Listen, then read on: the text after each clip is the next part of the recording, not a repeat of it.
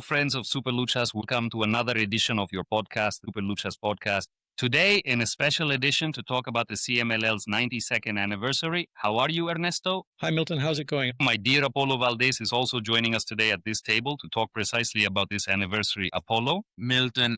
Hello, Mr. Ocampo. Well, thanks for inviting me finally, right? Because they leave me forgotten there. Come on, you shameless one. He's the favorite of this house. He practically has the keys. Well, Ernesto, Apolo, the anniversary, the most anticipated event for all the fans of the CMLL. I would like to define how the mechanics we would first talk in general about what this card is, very important year that the CMLL has had. And then if you want, we can talk, or match by match, we take turns. And obviously we can comment on what the other thinks to make this more entertaining. If you want, we can start alphabetically.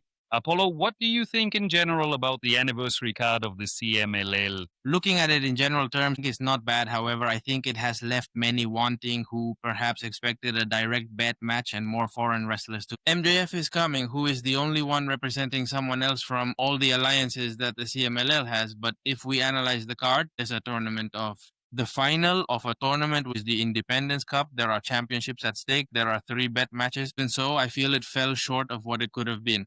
Also, of course, many can't help but compare with AAA. In that year, they feel AAA outdid them, even though there was no wager match. What AAA presented being novel with the alliance with WWE, well, logically, it's attracting more attention right now. I also think they didn't make as much noise as in previous editions, but I do feel it's an attractive card. Ernesto, your overall assessment of this card for the 92nd anniversary as well? I disagree with Apollo in the sense that it's not attractive because using his own arguments, he says there are 3 wager matches. Maybe there aren't many foreigners, but there's MJF, who is one of the most important wrestlers in the United States at the moment. And more if we compare it with, let's say, the 87th anniversary, which was a Night of Champions headlined by Místico and Caristico against, I think, the Chavez brothers for a championship. They were all championship matches. That's what we saw until a few years ago in the anniversaries. And now what we are seeing is a very strong card.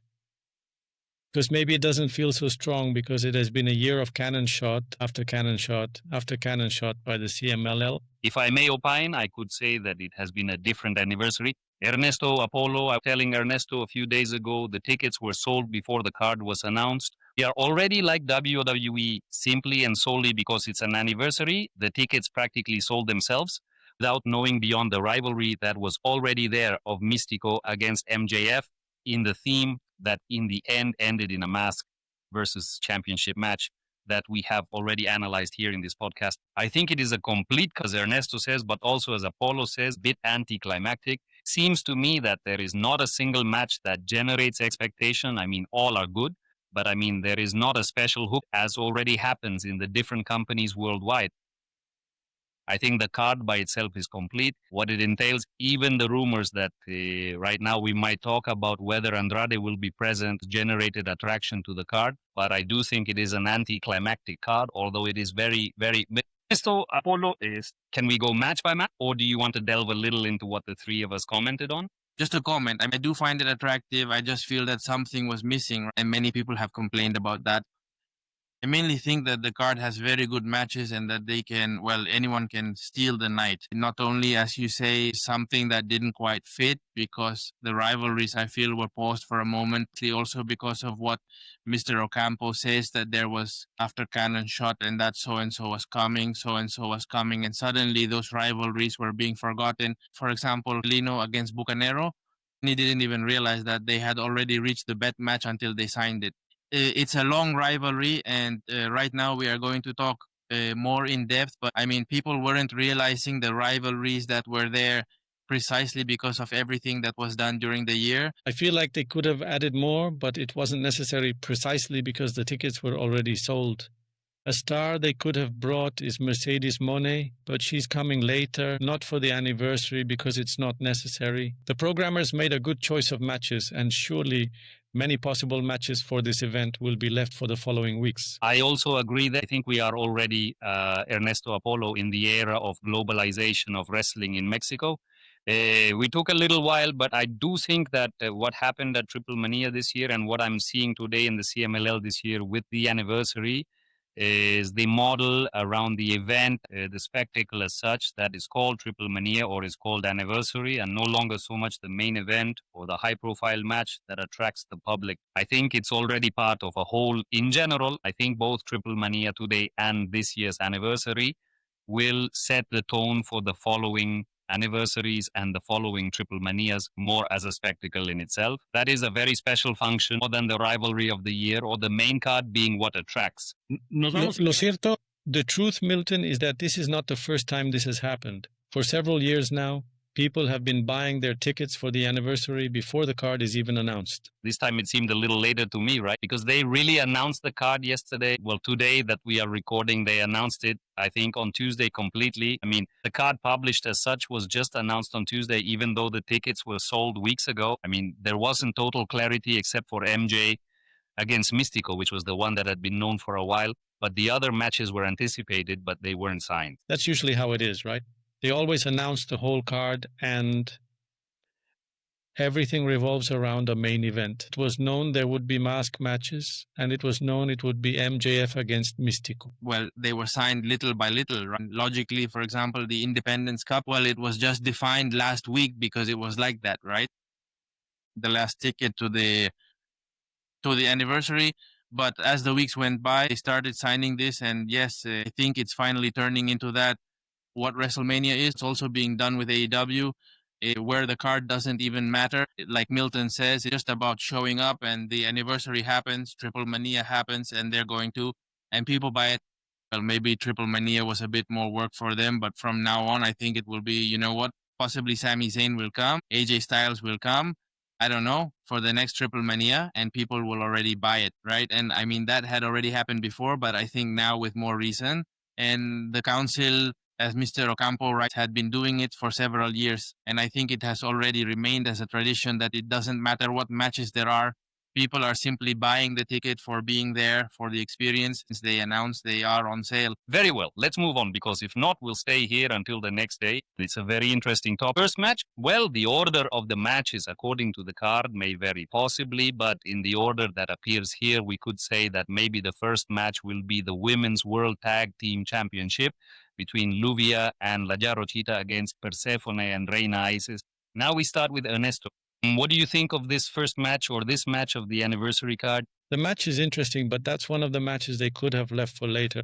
I feel like to give more space to the women's roster, could have done something like a cibernetico relay match or some quick elimination match, even a battle royal to find a challenger for Mercedes Moné wouldn't be bad, but I don't feel like it's the most interesting thing in the world for Anne. Anniversary, I think it's mainly to keep the Amazons within the card and that they are playing for something important. What Mr. O comments about looking for a challenger would have been good, but I feel it would have also been longer. Who are you going to put in?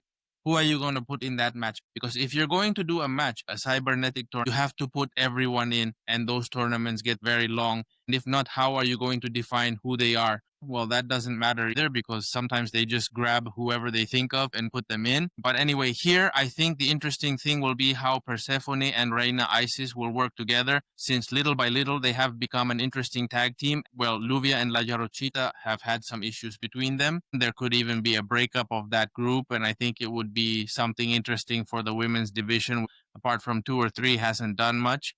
And, well, there's a new rivalry. It would be very interesting. Yes, I agree with. I think it's a match that, unfortunately, is more of a filler. And as was said, maybe Apollo is only there to help advance the breakup of the champions partnership. I think Persephone has established herself as the face of the women's division. I don't doubt she'll be Mercedes Moné's rival in this 17. I think Mercedes Moné announced she'll be in Mexico. She seems to be one of the most complete wrestlers despite her youth. But yes, I also think it's just to evolve a story or a possible feud, and that we'll see Reina Isis and Persephone as champions. But as Ernesto says, they could have made much better variants or combinations for women's wrestling. The only match, and there are only 4 female wrestlers in a card that's fully male. Next match, we could say, was the last one announced. And it seems to be, well, to include the most star wrestlers in this great event: Máscara Dorada, Atlantis Jr., and Neon against Hechicero, Volador Jr., and Sandokan Jr. On paper, it's a good match, although it's also a match like any Friday in the sense that you could have scheduled them or not. As you say, it's more about including the wrestlers who are stars because logically the six there are doing quite well. Hechiceros, Máscara Dorada. In fact, these two wrestlers will have to leave for Canada right away because they're going to be there. And well, the rest of the wrestlers are doing quite well. Neon and Atlantic Junior keep growing and well, already established like Volador. But well, if you left these wrestlers, maybe nothing would happen in the sense that, well, they're not playing for anything, right? But well, just so the card looks good, it's nice. It's also true that, as Apollo said, if you remove this match, nothing happens because it's a match without consequences. And here, expanding a bit on what was said about the previous match, could have been a women's cybernetic relay or a battle royal, and it would have been more attractive in terms of time. We have to be honest in that sense. Battle royal in the CMLL can last 1 minute. A cybernetic tag match can last an hour, or you can make it 10 minutes. Time is not a problem because you control the time. Honestly, Ernesto or Apollo, it seems like a filler match to look good. Sincerely, with the 6 wrestlers involved, I don't see any other sense than for them to get paid for this event. The 6 are favored wrestlers in the Arena Mexico program, and since they didn't fit into any rivalry or feud, that's why it was one of the last matches announced.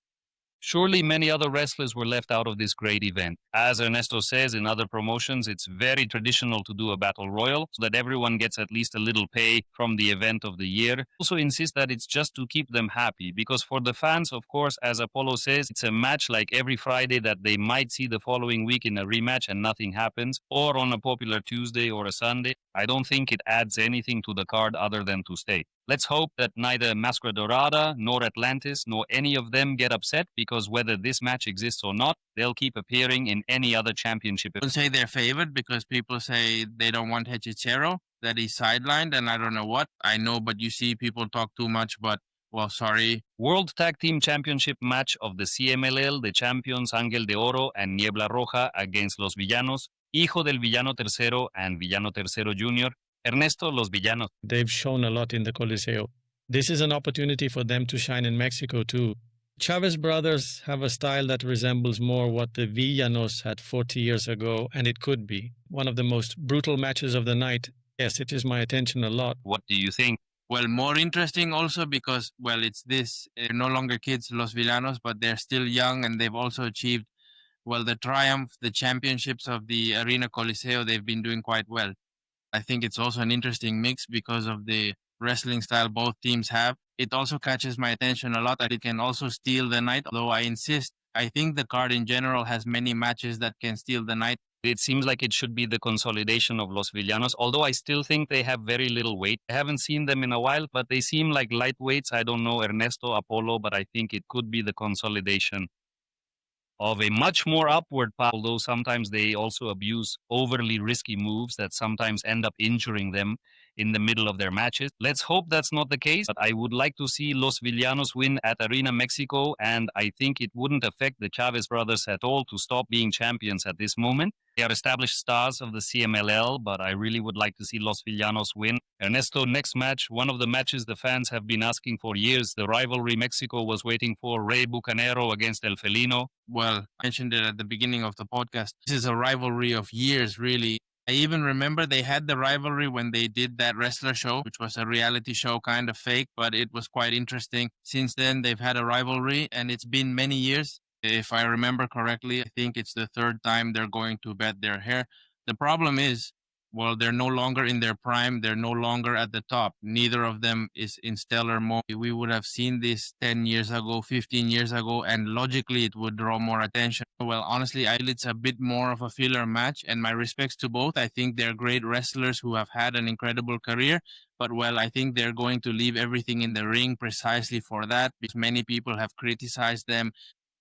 I think to avoid all those criticisms, to prevent people from continuing to mistreat them in that aspect, they're going to leave everything in the ring, and we might see a good match, although it's really not the duel all of Mexico was expecting. Yes, I was being sarcastic, my dear Apollo. Honestly, I don't think there's a large number of people who want to see it. I think this match would have been excellent in Arena Naucalpan, in Coacalco López Mateos, without belittling any of them, but I don't see it as an anniversary match. But Ernesto, what do you think? This is a match that was obviously booked here to avoid criticism saying the card lacked Apuesta matches. That's what I see. For that reason, they put it. it could be counterproductive if it turns out to be very good, because if it's very good, it might kill the atmosphere in the following matches. And especially if it turns out to be more dramatic than the main event, it will end up overshadowing the whole card. That's why it would be best to put it almost at the beginning of the program, maybe for the second match. It seems to me that with the experience, Ernesto Apolo, that both wrestlers have, they're no longer at their best and can't compete with the spectacle of the other matches on the card. As Ernesto rightly says, it could be a more emotional, more violent, more paced match, or more playing with the audience. And yes, as Ernesto says, it could steal the night with a very different style from the others. The opposite that could happen is that it ends up being extremely boring and that people don't buy into either of their styles, and it ends up being that way too. A not so good match. As Apollo said, no longer in their prime. I also agree that it's like to avoid saying there were no direct bet matches, and I still think it wasn't for an anniversary. Both are excellent wrestlers, but it's been a long time since they stopped being the stars they were. It's good they're at an anniversary, and hopefully I'm wrong, but I don't think it will be as good as Ernesto predicts or wants to think it will be. Next match of the final of the Independence Cup, Difunto and Barbosa against Templario and Titan. Let's start with you now, Ernesto. What do you think of these two teams and the final of this tournament? The tournament was good, and I think this is going to be an interesting match. Difunto has grown a lot. Last week, we almost saw him crowned as tag team champion. Perhaps the greatest opportunity of his career. Today, he stands at the threshold of his second greatest opportunity, and it is very possible that he finally establishes him. Yes, in fact, those teams have been growing a lot. No, Templario and Titan have been teaming up for a long time and have even been rivals, and I think they've done things quite well. And well, Difunto and Barbosa now with the Galleon Fantasma thing, I think that they're making this team consolidate along with Sandokan. They're already one of the favorite teams. Well, right now, Mr. Ocampo already is one of the best opportunities they are going to have, and they have to take advantage of it, whether they win or not. I really think they're going to win. Honestly, I feel they can win, but they need to take advantage of that. To make the leap, they need to be seen in completely stellar places and to be on the billboards at those points. I think it's going to be a very good match, and it's also one of those that I feel could steal the night when there are new wrestlers who rejuvenate the cards. The case of the Galleon Fantasma, for me, is one of the pleasant surprises. I started watching them at the Arena Coliseo in Guadalajara during those broadcasts when they were still free on Facebook and YouTube. And I always found Sandokan, Barbosa, and Difunto very interesting, and I think they have grown significantly. Today, I wouldn't be surprised, as Ernesto says, Difunto is turning into a surprise, a different character, a distinct character that sometimes reminds me a bit, of course, of Espectro and that type of wrestlers. With a similar look, but with a totally different style. Hopefully, they are the winners. Both Titan and Templario, of course, have quality and a superior track record in wrestling. But I like it when there are these new stars or these new wrestlers that emerge from time to time in the CMLL, which tends to be very static sometimes with its wrestlers who stand out. And I find it extremely interesting and important. Next, the more controversial, and I'm still waiting for Andrade to come out and maybe even the Patron. Mask versus Chip, Místico versus MJF, Apollo. Wow, here it's like a clash of emotions in some way, because I think that rivalry between Místico and MJF has been handled quite well. They've run into each other. Místico was even at an independent event and MJF showed up and attacked him, so it was like something new, and I've liked how they've handled it, because logically Místico is Mexico's idol and MJF has known how to bring out that side of the gringo, the bad gringo, which maybe is already played out, but I think MJF has carried it off well. What I didn't like, well, maybe it's the issue of a mask versus championship match, something that I think has never been done in Mexico. I don't know. I'm not sure Mr. Ocampo will know. But the point is that I feel it leaves a lot to be desired, right? Because people start saying no, that Místico is not going to lose, right? And honestly, a match of that style isn't really that. I don't know. I feel like it's missing something, right? Maybe if it had been a championship match, people wouldn't have taken it so badly, because, well, anyone can keep that belt and, well, insist it's already entering the experts topic of who's going to win. But, well, it lacked that flavor of maybe mask versus hair, which logically didn't interest him in the slightest for 20,000 reasons. But, well, I like it. Well, Ernesto, we've already talked about this match in previous podcasts, but I would add, Ernesto, it's really difficult when an idol exposes their mask. We've seen it with matches like El Santo, when Blue Demon puts his mask on the line, when Parca puts his up, when it's these great legends, people say they're not going to lose. A certain sector of the public loses interest, even if the arena is full. What do you think is going to happen in this match? Do you like it? Do you not like that factor that many already call predictable? Obviously, as Apollo said, Místico isn't going to lose, even if it's predictable. In this type of matches, people go to support their idol, and the expectation is based on the work the villain has. If the villain has been massacring the hero for weeks over and over again, everyone wants to go see the match where the hero is finally going to give him what he deserves. That is an example of basic booking, and in that sense, what matters least is what MJF is putting on the line. I don't know how the negotiations went, but I feel there could have been a way for MJF to agree to put his hair on the line. Because at least in the United States, this works really well for changes in appearance. In the United States, we saw it when he lost his hair, example, Kurt Angle. From there, he never let his hair grow again. Great opportunity was lost with Kyle Fletcher, who shaved his head in AEW. If the CMLL had known, they could have said, hey, don't you want to come and bet your hair with Atlantis or something like that? So here with MJF, they could have negotiated more to bet the hair. Because finally, it's not much hair, and it could even serve for later stories in AEW, but I don't know why it didn't happen. But finally, it's the least of it. What people want to see is Místico humiliating MJF, giving him what he deserves. Ernesto Apolo, we know that in wrestling anything can happen, but it's also well known that Mexican wrestlers love to create rivalries even when they don't exist. The case of Andrade has been like that on social media with a small exchange of tweets or whatever they're called now, posts, messages with MJF.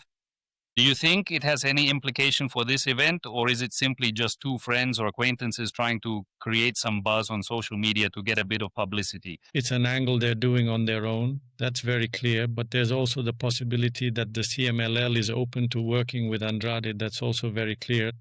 And we've already seen that Mr. Salvador Lutero has a more open mindset than Paco Alonso had. Could it be that this angle they're doing on their own will pay off? It would be interesting. I mean, we've seen that suddenly they come up with something and, well, as Mr. Ocampo said, they're more open. The Kalimba situation, just to mention it, is very different, but it was something that nobody expected. No one thought Kalimba would show up at the next event. Someone started shouting at Leo Rush about the singer, and in the next event, he appeared. I mean, it could happen. Yes, it could happen, but I also think that for it to be worthwhile, there would have to be a prior negotiation, which I don't think is happening in a week. I mean, in the end, if he appears, I think it would be a good thing. I really would like it to happen. I would love it because I keep saying that the ending is very predictable. I would love for MJF to win with some kind of trickery and the commission to reverse the result. Something nice, exciting, like 2 seconds of surprise, and then it goes back. I mean, I know it's also very cliched and overused, but I would love to see something surprising in this match and not have it end as Ernesto says, which is also the ideal and basic, for Místico to beat MJF cleanly after having suffered the best part of the match and for the crowd to go wild. But I would love to see Andrade or even El Patron show up. Why not? I'm just blocking and talking. The main event, well, we hope it will be the main event, will be a triangular match of incredible pairs with a suicide finish. Último Guerrero and Averno against Dragón Rojo, Junior and Bárbaro Cavernario, and once again, El Valiente and Esfinge. I think it's the third event where El Valiente is putting his mask on the line, and I think now almost no one says that El Valiente is going to lose. Now it seems the opposite, my dear Apollo. Yes, well, the three rivalries that have been making noise together, more precisely as Finch and Valiente, I think it's the one that stands out the most for the same reason you mentioned, that they faced each other, they were fighting in other major events. And well, here I don't really know what might happen. We also have the rivalry between Último Guerrero and Averno, which is legendary and even older than the one between Rey Bucanero and Felino, because remember, their rivalries go back to when they were the Guerreros del Infierno against the Infernales with Satánico and others. And well, on the other side are Dragón Rojo and Bárbaro Cavernario, who used to be allies and have now turned against each other. So I think the match is interesting, though maybe not enough for the same reasons. We've already mentioned that for a long time. The big shots were overshadowing the rivalries, and many people started to forget who was fighting. For example, the one between Dragón Rojo and Bárbaro Cavernario, which is the newest, was intense but very subdued in the sense that almost no one noticed. People went to Arena México to see other things, to see the foreigners. And well, I think there was maybe that mistake and they have to correct it so it doesn't happen again. And well, who's going to lose there? Well, I don't know. I have no idea. I might think maybe Averno, but Honestly, I'm not very convinced.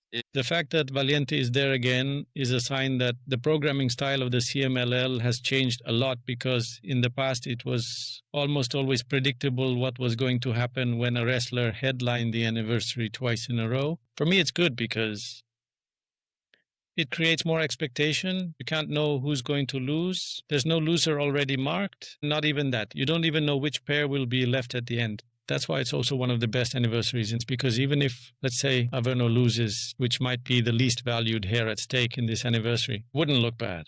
I think people would end up accepting it because it's very well managed, and it's a fine display of booking. I would like for Valiente not to lose in this, for it to become a real meme where every year Valiente bets his mask and doesn't lose, for it to be like his talisman, because truly, in the previous two anniversaries where Valiente Apolo exposed his mask, which is more on social media, people would say, no, he's going to lose, predictable and whatnot. Really, this year, there's no such buzz, pardon my French. Today, I think, as Ernesto says, it's more open. For me, the ideal pair to lose, but it's just my preference, not for any other reason. Another thing about Valiente is that if he continues like this, as you say, in a few years, it could be a one-on-one against Místico, and people won't know who will lose between the two. That would be excellent, right? I mean, honestly, I've liked how Valiente has carried himself throughout these years of his career. Many already thought he was retired. Apollo, in his first mask match, said no, he's going to lose the mask because he's going to retire. He's already old, he's injured, and yet he has had 3 excellent years in the CMLL. Yes, well, since he won the Universal Championship, people didn't take it so well. Like they said, why did he win the Universal Championship? And then some injuries came, and little by little he disappeared and then returned. So precisely we're saying, no, he's going to retire, all that. But we've seen him at a good level, doing things well, and now being one of the veterans with a rivalry against one of the young ones. I think things are interesting there. And if not, I think Valiente has also earned the respect of many people for the same reason. He continues doing things well. I don't know what's going to happen, and hopefully it's just a good match. I've always said that. Even if a match might be predictable, the result doesn't matter as much as how the result happens, and that's something I think many people forget. In the end, it's a spectacle. The point is to enjoy it, and if your favorite wins, that's somehow secondary. Ernesto, to wrap up, besides the card, there was a surprise for the North American market. The broadcast will now also have commentators in English. We don't know who they will be. Through the Thriller TV platform, EW itself has been promoting the anniversary. What do you think about the CMLL opening up to another market? It will continue on YouTube, but now for the American market, there's an option with English language. They were already late because for years the CMLL wasn't taking advantage of the rest of the market. They were letting many opportunities slip away. To this day, they continue to let many opportunities go. For example, there are no action figures of the CMLL wrestlers. They're not taking advantage of the interest that exists for their product, and it's very good that they're finally offering this event with pay-per-view for the rest of the world. And one last question for both of you. Are you more excited about the anniversary than Triple Mania? Equally attractive, or is there one? Is Triple Mania surpassing it as of today? The match hasn't happened yet. We would have to evaluate the performance later. But on the card, which did you like more, or which have you liked more? Apollo, the thing here is what I mentioned at the beginning. The topic of Triple Mania was that there was a lot of curiosity about who was going to come and when the names of WWE wrestlers who were going to be there were revealed and how the rivalry was handled. I think it caught a lot of attention.